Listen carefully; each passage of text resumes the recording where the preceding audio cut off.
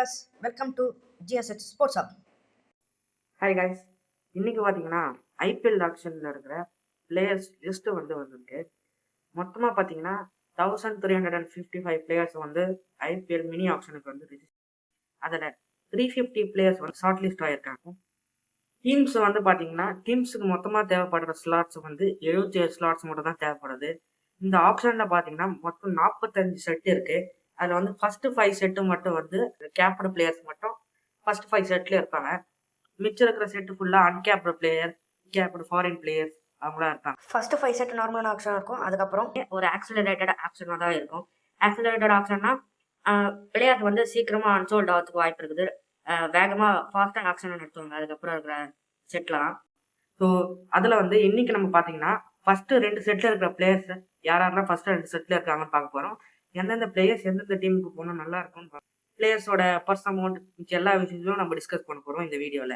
First 2 set players பார்க்க போகிறோம். First set வந்து ஃபுல்லாக பேட்ஸ்மேன் செட்டு, ரெண்டாவது செட்டு வந்து ஆல்ரவுண்டர் செட்டு.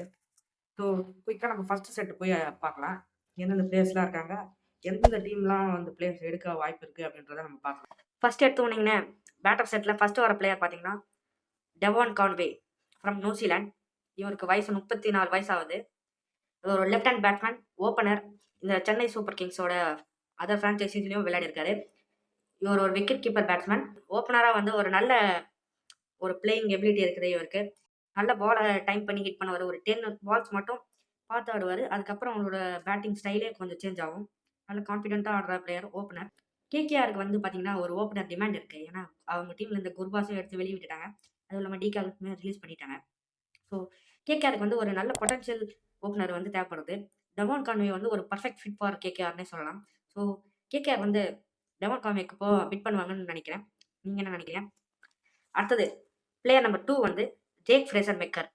டெல்லி வந்து ரிலீஸ் பண்ணியிருக்காங்க ஜேக் ஃப்ரேசர் மெக்கருக்கு. ரைட் ஹேண்ட் பேட்ஸ்மேன், நல்ல அக்ரெசிவாக ஒரு டைனமிக்கான ஒரு பேட்ஸ்மேன் சொல்லலாம். ஓப்பனிங்கில் வந்து வர்ற பால் எல்லாத்தையுமே ஸ்மாஷ் பண்ணுவார். நல்ல ஒரு பேட்டிங் ஸ்டைல் இருக்குது, பேட்டிங் டெக்னிக் இருக்குது, பேட் ஃப்ளோ வந்து ஒரு ஸ்மூத்தாக இருக்கும். ஓப்பனிங்கில் வந்து இந்த மாதிரி ஒரு பேட்ஸ்மேன் வந்து கிடைக்கிறது வந்து ரொம்ப கஷ்டம். அதுவும் இல்லாமல் ஒரு ரைட் ஹேண்ட் பேட்ஸ்மேன். போன ஐபிஎல்லே பார்த்துருப்பீங்க, நல்ல நல்ல நல்ல பவுலர்ஸ்லாம் இவர் டேக் ஆன் பண்ணுறாரு. நிறைய டீம்ஸ் வந்து இவருக்கு பிட் பண்ணுறதுக்கு வாய்ப்பு இருக்குது. கேகேஆரும் பர்ஸ் அதிகமாக வச்சுட்டு இருக்காங்க. ஸோ இவருக்கு கூட ஒரு பிட் போடுவாங்க ஜேக் ஃப்ரேசர் மெக்கர். அதை கேகேஆர் தவிர்த்து பார்த்தீங்கன்னா ஒரு எஸ்ஆர்ஹெச்சுமே பிட் பண்ணலாம். ஏன்னா ஒரு டிராவிஸ் ஹெட்டுக்கு ஒரு பேக்கப்பாக ஜேக் ஃப்ரேசர் மெக்கருக்காக பார்க்கலாம். அது தவிர மிச்ச டீம்ஸ்லாம் இருக்காங்க. எல்எஸ்ஜிக்கு ஒரு பேக்கப்பாக வேணும்னா கூட எடுத்துக்கலாம்.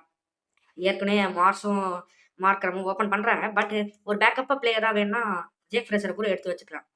ஸோ ஜேக் ஃப்ரேசர் வந்து கேகேஆர் வந்து இன்ட்ரெஸ்ட் காட்டுறாங்க. அதாவது பார்த்தா எல்எஸ்ஜி பேக்கப்பாக எடுத்துக்கலாம், எஸ்ஆர்ஹெச்சும் எடுக்கலாம். டெல்லி கேபிட்டல்ஸ் கூட திரும்பியுமே எடுக்கிறதுக்கு வாய்ப்பு இருக்குது.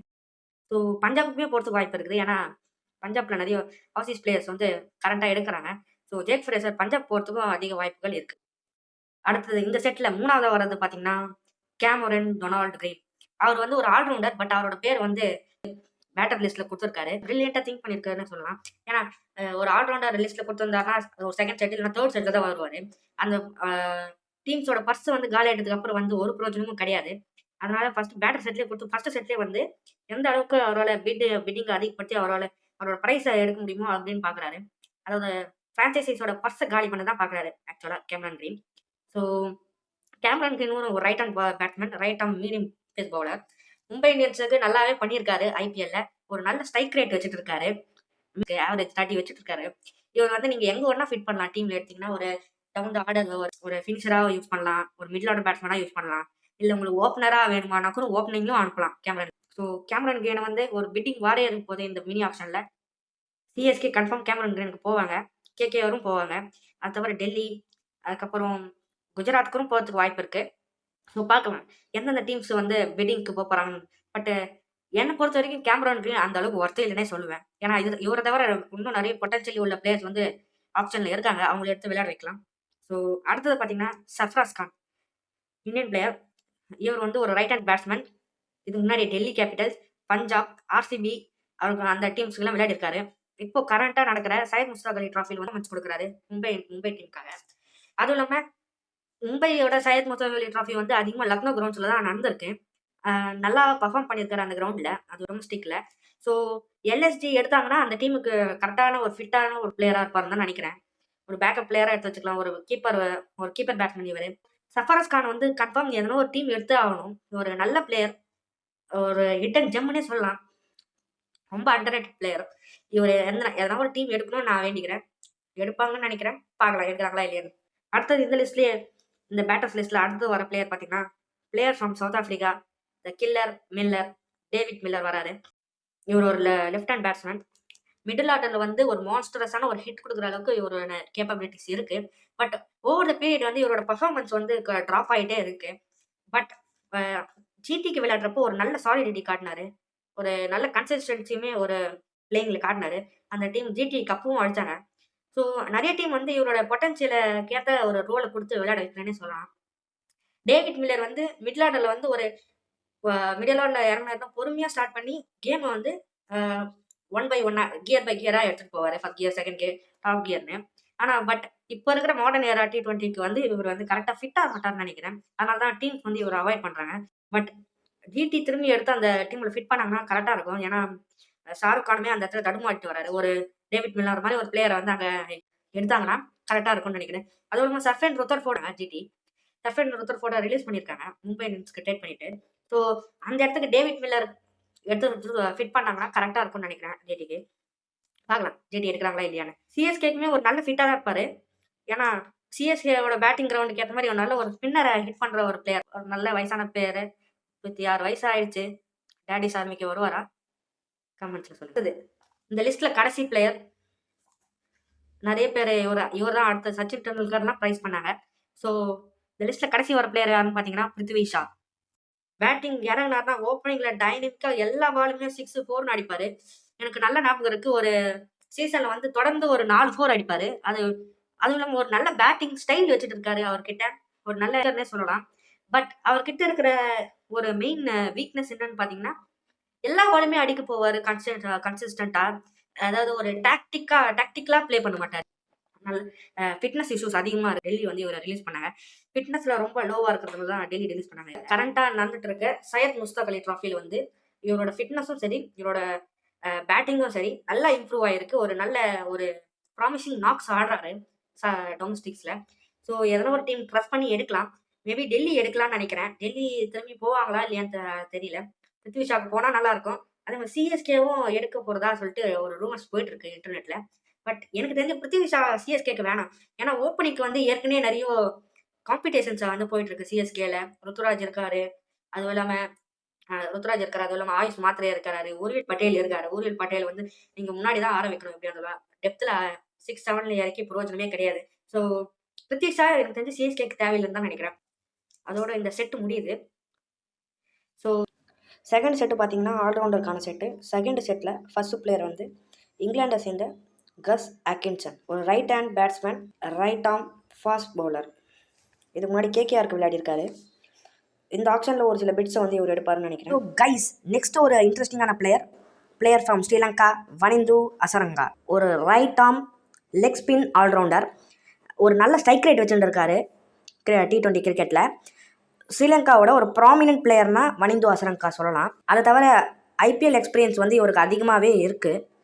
ஒரு சில டீம்ஸ் வந்து இவரை பிட் பண்ணுவாங்கன்னு நினைக்கிறேன் இந்த ஆப்ஷனில். எனக்கு என்னவோ என்னோட இன்னர் தாட் சொல்லுது சிஎஸ்கே வனிந்து அசரங்காவுக்கு போனால் நல்லா இருக்கும்னு. எல்எஸ்டி, எஸ்ஆர்ஹெச் டீம்ஸ்க்கெலாம் ஒரு நல்ல ஸ்பின்னர்ஸே இல்லை. அசரங்கா எல்எஸ்டி, எஸ்ஆர்ஹெச் கூட எடுக்கிறதுக்கு வாய்ப்பு இருக்குது. நம்ம சட்டுப்புட்டுன்னு அடுத்த ஆல்ரவுண்டருக்கு போகலாம். அடுத்த ஆல்ரவுண்டர் யாருன்னு பார்த்தீங்கன்னா Deepak Hooda. Right hand batsman, right arm off break bowler. இவர் சிஎஸ்கே, பஞ்சாப், ஆர்ஆர், எல்எஸ்ஜி டீம்ஸ்லாம் விளையாடிருக்காரு. நல்ல ஒரு எக்ஸ்பீரியன்ஸான பிளேயர், ஒரு யங்ஸ்டரும் கூட. பட் இவர் வந்து இந்த ஆப்ஷனில் மேபி அன்சோல்ட் ஆகிறதுக்கு அதிக சான்சஸ் இருக்குது. நெக்ஸ்ட் ஆல்ரவுண்டர் பார்த்தீங்கன்னா வெங்கடேஷ் ஐயர். சிஎஸ்கே வந்து வெங்கடேஷ் ஐயரை வந்து எடுக்க போகிறதா ஒரு சில டாக்ஸ் போயின்றது. ரவி அஸ்வினுமே சொல்லிட்டு இருந்தார் வெங்கடேஷ் ஐயரை வந்து சிஎஸ்கே எடுக்க போகிறாங்கன்னு. So Venkatesh Iyer under CSK radar. ஒரு left hand batsman, right arm medium pace bowler. ஒரு 5-6 பொசிஷனில் வந்து நல்ல ஒரு பவர் ஹிட்டிங் வந்து கொடுக்க முடியும் வெங்கடேஷ் ஐயரால். அதை தவிர இவர் வந்து வேறு எந்த பொசிஷனில் வந்தால் மாற்றி ஆட வைக்க முடியும். சிஎஸ்கே எடுத்து நல்லா ஷைன் பண்ணுவாங்கன்னு நினைக்கிறேன். அதை தவிர வெங்கடேஷ் ஐயர்ல வந்து ரிலீஸ் ஆனோடனே நான் எதிர்பார்த்தேன் சிஎஸ்கே வந்து டார்கெட் பண்ணுவாங்கன்னு வெங்கடேஷ் ஐயர். அதுக்கேற்ற மாதிரி பிளான்ஸ் இப்போ போயிட்டுருக்குன்னு நினைக்கிறேன். அப்படியே லிஸ்ட்டு ஸ்க்ரோல் பண்ணிங்கன்னா அடுத்த ஒரு பிளேயருமே சிஎஸ்கே டார்கெட்டில் இருப்பார். லயம் லிவிங்ஸ்டன் ஃப்ரம் இங்கிலாந்து. ஒரு ரைட் ஆர்ம் பேட்டர், அதுவும் இல்லாமல் ஒரு right arm off break bowling போடக்கூடிய ஒரு பவுலர். ஆர்ஆர், பஞ்சாப், ஆர்சிபி போன்ற டீமுக்கெலாம் ஆடி இருக்காரு. ஒரு நல்ல எக்ஸ்பீரியன்ஸ்டு பிளேயர்னே சொல்லலாம். டெப்த்தில் வந்து ஒரு சரியான ஒரு பேட்டிங்கை வந்து இவரால் கொடுக்க முடியும். பாலை வந்து அங்கே இங்கேன்னு ஒரு லைன் அண்ட் லென்த்து மிஸ் பண்ணாங்கன்னா சொருவிடுவார். ஆர்க்கில் போட்டால் பார்க்குன்றது தான் இவரோட ஸ்ட்ராட்டஜியை. இவருக்கு வந்து CSK, RCB, Kolkata, LSG, SRH டீம்ஸ்லாம் பிட் பண்ணுவாங்க இந்த ஆப்ஷனில். கைஸ், இந்த ஆல்ரவுண்டர் லிஸ்ட்டில் இன்னும் 2 பிளேயர்ஸ் தான் இருக்காங்க. அதில் ஒருத்தர் வந்து பார்த்திங்கன்னா Wiaan Mulder from South Africa. ஒரு 27 வயசு right arm batsman, right arm medium pace பவுலர்னே சொல்லலாம். நல்ல ஒரு ஃபயரிங் ஸ்பிரிட் இருக்குது இவர்கிட்ட. எஸ்ஆர்ஹெச் டீமுக்குமே இவர் ஆடிருக்காரு ஐபிஎல்ல. ஒரு நல்ல ஆல்ரவுண்டர் ஃப்ரம் சவுத் ஆஃப்ரிக்கானே சொல்லலாம். பட் இவருக்கு பிட்ஸ் வந்து ஃபியூவாக தான் இருக்கும் அப்படின்னு நினைக்கிறேன் இந்த ஆப்ஷனில். நெக்ஸ்ட்டு ஆல்ரவுண்டர் பார்த்தீங்கன்னா all rounder from New Zealand Rachin Ravindra. CSK வந்து 2026 மினி ஆப்ஷனில் ரச்சின் ரவீந்திரா ரிலீஸ் பண்ணி விட்டுருக்காங்க. ஒரு 26 வயசு தான் ஆகுது இவருக்கு. லெஃப்ட் ஹேண்ட் பேட்ஸ்மேன், ஓப்பனிங் வந்து ஆடுவார். அதுவும் இல்லாமல் ஒரு லெஃப்ட் ஆர்த்தடாக்ஸ் ஸ்பின் பவுலிங்குமே இவர் போடுவார். டிசி வந்து பார்த்தீங்கன்னா ரச்சின் ரவீந்திரா மேலே இன்ட்ரெஸ்ட் காட்டுறாங்க. மேபி இந்த ஆப்ஷனில் ரச்சின் ரவீந்திராவை டெல்லி கேபிட்டல்ஸ் பிக் பண்ணுறதுக்கு அதிக சான்சஸ் வந்து இருக்குது. இதோட வந்து ஐபிஎல் ஆப்ஷனில் இருக்கிற ஃபஸ்ட்டு 2 செட்டு வந்து முடிஞ்சிடுச்சு. அடுத்த வீடியோவில் வந்து மீதம் இருக்கிற 3 செட்டை பற்றி பார்க்கலாம். ஸோ மறக்காமல் சப்ஸ்கிரைப் பண்ணிக்கோங்க. பெல் ஐக்கானை கிளிக் பண்ணி நோட்டிஃபிகேஷன் ஆனில் வச்சுங்க. அப்போ தான் வீடியோ வந்து உடனுக்குடனே உங்களுக்கு வந்து சேரும். பாய் பாய் காய்ஸ்.